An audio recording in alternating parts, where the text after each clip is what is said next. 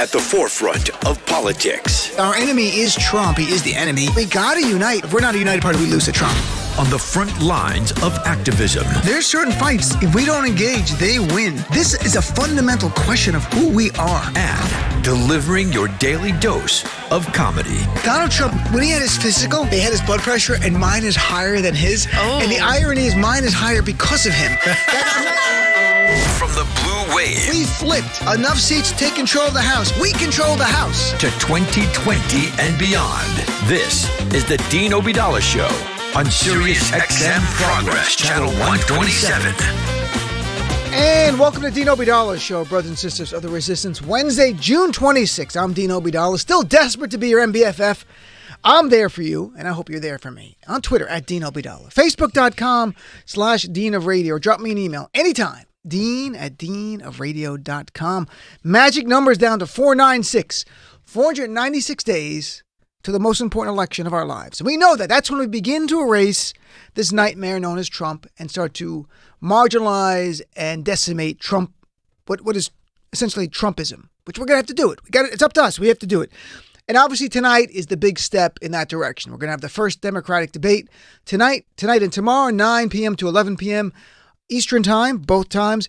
And so stick around here to 9 o'clock. Then it's exclusive to MSNBC and NBC, so you can go to channel 118 on SiriusXM and listen to MSNBC.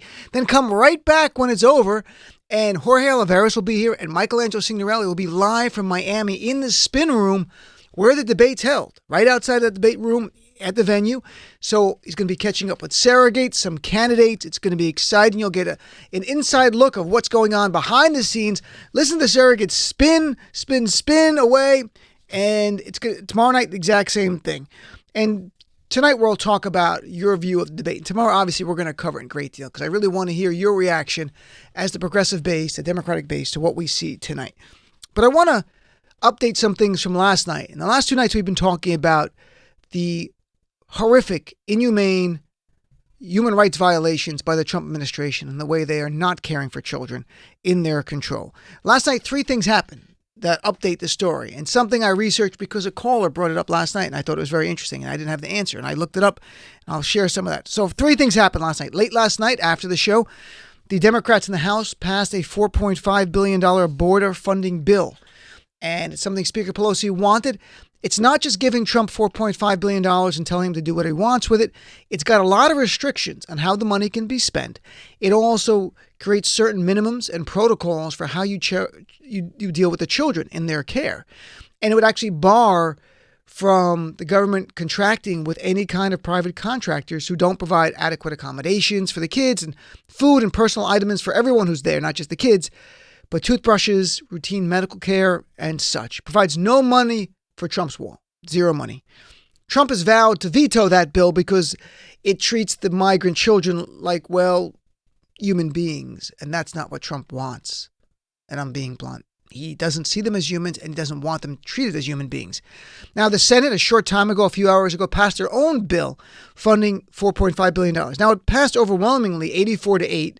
So it's got bipartisan support. The problem is it does not have any of the conditions that the House has in ensuring the money's only going to help humanitarian crisis. A little is going to go to ICE enforcement, which is upsetting some Democrats, but they were able to deal with it knowing they were curtailing any use of the money for anything else but primarily for the people there and for caring for them. So we're going to find out what's going to happen. Is the House going to go along with this? We have Congressman Mark Pocan at the top of the hour to talk to us, to give us a reaction. He's co-chair of the Progressive Caucus in Congress. And are they going to go along with the Senate bill or not and hold out? It'll be very interesting. Something else happened last night when I got home. And if you're on social media, you may have seen it last night or you saw it today in newspapers. There was a jarring, heartbreaking picture of a father, Oscar Alberto Martinez, and his 23-month-old daughter, Angie Valeria, lying face down in murky waters that are littered with reeds and discarded beer bottles and their bodies. And the pair were from El Salvador. They drowned Sunday in the Rio Grande. They were trying to cross from Mexico into Texas near Brownsville.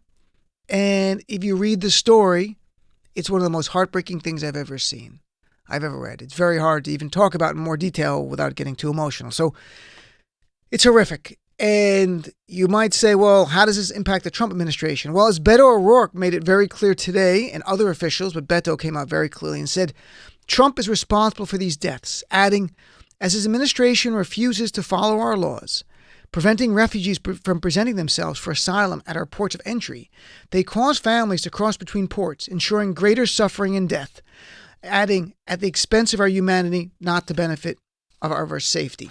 And other government leaders down in Latin America and in Mexico said the same thing. What Donald Trump did, and the reason they crossed the river is because the international bridge where you can present yourself for asylum, the Trump administration keeps closing. They're saying there's a backlog. So what they're doing is these families are going, well, we can either wait on the Mexican side or take a chance through the desert to cross into America or go across the river. And their lives are being risked by that. And this is all part and parcel of what Trump wants, folks. So that's number two. And item number three is Liz Warren last night had a town hall in Miami. She's in the debate tonight, but she had a town hall in Miami and talked to the crowd about her visit to a facility a few months ago when there was another crisis going on. This one seems even worse. And I want to play two clips from that. And she talks first about and paints a picture for everyone. Exactly when you walk in, what do you see? And I want you to know what's being done. This is being done in your name with our tax dollars, United States of America. So let's hear first clip number one. The one I went to, I want you all to picture this for a minute. It's like a giant Amazon warehouse, only it smelled bad. And I walked in, and on the left were cages, maybe 10 feet wide, maybe 40 feet deep, a toilet back in the corner, cage of men right up against it, another cage and another cage and another cage and another cage, so full people couldn't lie down. That's how tightly packed they were. And on the other side of the room, cage after cage after cage of women. People who were frightened, people who didn't understand what had gone wrong, people who were caught. And then I walked into the main part, much bigger than this space. And that's where the freestanding cages were. The big ones, full of little girls. Another cage over there full of little girls.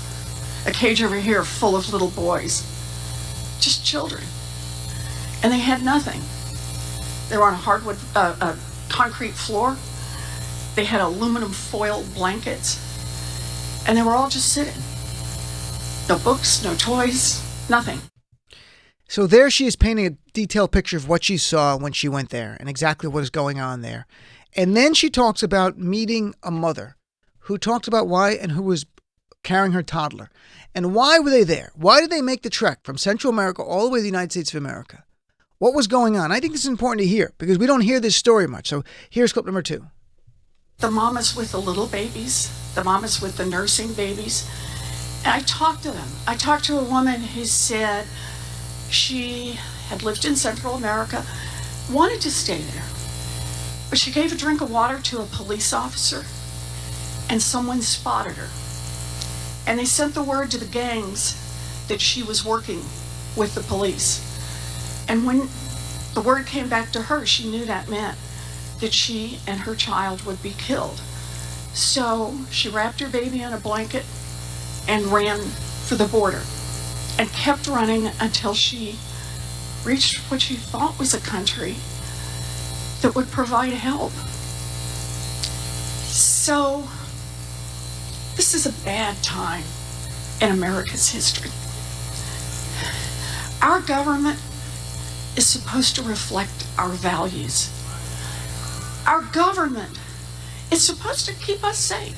But a government that can't tell the difference between the threat posed by a terrorist, a criminal, and a little girl is not a government that is keeping us safe, and it is certainly not a government that reflects our values.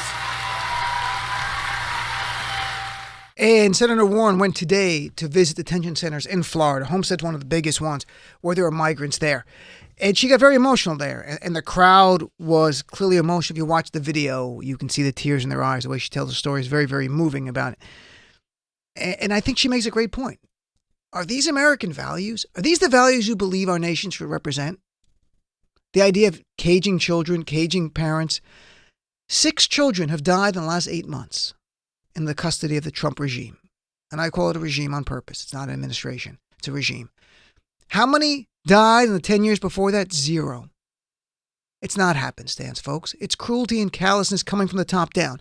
And then someone brought up yesterday to me, the Trump administration and Trump himself is somehow personally profiting from this and raised some issues. So I did some research today. I thought that was a great point, and I didn't know the answer. So I did research, and I want to share what I found because they're right. Donald Trump is politically and personally, and I'll go through it, profiting from the for-profit corporations that are running these facilities. And hear me out. So as a primer, first of all, since 2014, the U.S. government, even under Obama, heavily relied on outside contractors to provide shelters for migrant children. Most of the over 100 shelters used by the federal government are run by big not-for-profit corporations, such as Southwest Key Programs, which people may have heard of. There's been stories about that. Those are not-for-profit organizations. They're not giving money to campaigns. They can't. But there are some for-profit companies. One is Comprehensive Health Services, CHS, which runs Homestead, the big center in Florida. John Kelly, who was Trump's Department of Homeland Security chief and chief of staff at one point, worked at Comprehensive Health Services before he joined the Trump administration and has gone back to a subsidiary of that company since then. So you have the revolving door, but it's much more than that. Much, much more. Let me give you the actual numbers here and what we're really talking about here. There are 2 other big for-profit companies involved in both private prisons, so this transcends just immigration, and so the private prisons, and they also do a big part of the immigration detention services. Those 2 companies are the GEO Group, GEO Group, and CoreCivic, CoreCivic, CoreCivic and GEO Group. Last year, the 2 companies and their subsidiaries received, this is last year, $800 million in contracts with the Department of Homeland Security and Immigration and Customs Enforcement.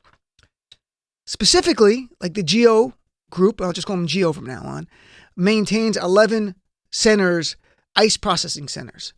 And CoreCivic got $300 million in contracts for ICE contracts last year and operates 90 prisons, detention centers, and other facilities in South Texas, Florida, around the area.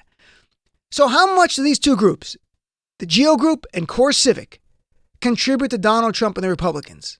Well, for his inauguration, just for his inauguration, each one donated $250,000. These corporations gave directly $250,000 each, $500,000. You might be going, how can you do that? Because during a campaign, you can't. An individual is limited during a federal election campaign, like when Trump's running for re-election or the Democrats are running or anyone running for Congress. $2,800 is the most a person can give you, and a corporation cannot make a direct contribution. But all the rules change when you have your inaugural committee. They can give unlimited amounts of money, and it's legal. This is unreal. It is completely legal for a corporation to give $1 million to an administration's inauguration. This is a slush fund, and it's all legal. This is part of the corruption that is legal in front of our eyes. So these 2 companies who have gotten hundreds of millions of dollars of contracts last year gave $500,000 each. And by the way, Trump's inaugural committee is under investigation by the U.S. Attorney here in New York City. Just in February, they served a sweeping subpoena on them. And the Trump administration, their inauguration apparently took money from foreigners, which that's the only limitation almost. President Obama raised about $50 million for his inaugural committee. Trump raised $106 million. It was a slush fund, money going in and out. So you've got GEO Group and CoreCivic each donating $250,000 each. But there's more. But wait, there's more here, my friends. The GEO Group gave $170,000 to a joint funding committee set up between the Republican Party and the Trump campaign. But wait, there's more. GEO Group gave $50,000 to a super PAC supporting Donald Trump. And in the last cycle, 2018, the GEO Group gave $145,000 to Republican organizations focused on the House and Senate races. But there's even more. Donald Trump personally benefited. He personally profited. How? The GEO Group last year moved their big annual leadership conference from another golf resort to guess which one? One owned by Donald Trump. So Donald Trump is politically and personally profiting from these for-profit entities that are cutting corners, Children are dying. They're being treated inhumanely, and they want to cut corners even more. So their bottom line could be swollen so they can have more money to give to more Republicans in the future and Donald Trump himself in 2020. This is a crime. This is legal bribery. And we should be outraged. The fact that the inaugural committee can take any amount of money is something I don't think a lot of us talked about before because it was just never an issue, to be blunt. It's an issue. It's got to be changed. And we can have the whole discussion. We'll talk another night about campaign finance change that need to be done. And I can only imagine Donald Trump, who said he's going to drain the swamp. He must be laughing at his base, laughing because they're saying, he tells them I'm going to drain the swamp. Meanwhile, he's feeding the swamp. He's making the swamp bigger. He's personally and politically profiting from the swamp and from children suffering. He laughs at his base. He doesn't respect them. We know that. So this is where we are. And I appreciate the caller who brought that up yesterday about John Kelly and the ties between Trump himself, this administration, and the money they're getting. So they're definitely getting money. They're going to get more money for 2020. So Donald Trump's happy that they're cutting the bottom line. They're helping. Trump has no problem with them cutting services because it's more money freed up for him and the Republicans in 2020. So let me ask you a few things here. You're my guest at the top of the hour. You want to talk about the debates? I understand we can do it. We got a lot of great guests coming on today to break it down. We got Congressman Pocan. We have Jason Johnson from MSNBC. And then Elie Mystal will be here in the third hour to cover some legal stuff and, of course, talk about the debates. But if you want to talk about that as well. But what's your reaction? I'm really curious because right now we have the House who voted $4.5 billion to Trump. A lot of conditions. And almost all the Democrats, only 4 voted against it in the House. AOC, Rashida Tlaib, Ilhan Omar, and Ayanna Pressley. The rest voted for it because it has a great deal of conditions on spending the money to make sure he doesn't change the way it's spent. That's going to be purposed for these senators to help them. The Senate bill gives the same amount of money, but there's no strings attached. So Trump could do whatever he wants. To me, look at it this way. You need $4.5 billion for an emergency. Well, you declared an emergency and allocated and I'm talking about Trump declared an emergency in February and allocated himself $8.8 billion not appropriated by Congress to build his wall. Why don't you use some of that money, Trump? Instead of going to emergency in Congress, $8 billion for a wall, that's not an emergency. The situation at the migrant centers, that's an emergency. That's a real emergency. Why not declare an emergency there and move some of your money you're going to use for the wall for these people? But he won't do it, folks. He doesn't see them as human beings. He literally, I played the clip yesterday, he lied, saying the kids are treated so much better now than they were under Obama. Then why did 6 children die in the last 8 months and 0 under Obama? Are you kidding me? He just lies all the time, nonstop lying. So, going back to the House bill, do you think the Democrats in the House should go along with the Senate bill that has no strings? If it means helping these children, because some of the money will help the children, there's no doubt. Some money will get to them. Unfortunately, with no strings attached, Trump could move the rest around any way he wants. Or do you say no? You say, Trump, use the money that you moved for the wall for these kids and these families. Love to hear from you. 866-997-4748. And also, you're also very welcome to talk about the debates. We're going to cover them a lot more as we go on. And the next 2 nights, we'll talk a lot about it after we see the clips, watch the debates, play some clips. In the next 2 nights, I really want to hear from you on the debates. But if you want to share, who do you expect to do well tonight? Who do you think has to do well? Who might be over? They've had some debates in 2016. To remind you, some Democrats, the lesser ones who were in the debates, dropped out after the first debate. I'm not sure if any Democrat will do that here, but don't be surprised if in a month or 2, some people disappear. 866-997-4748. Give me a call. Be right back. The Dean Obeidallah Show. I think Trump clips that they play on the media should come with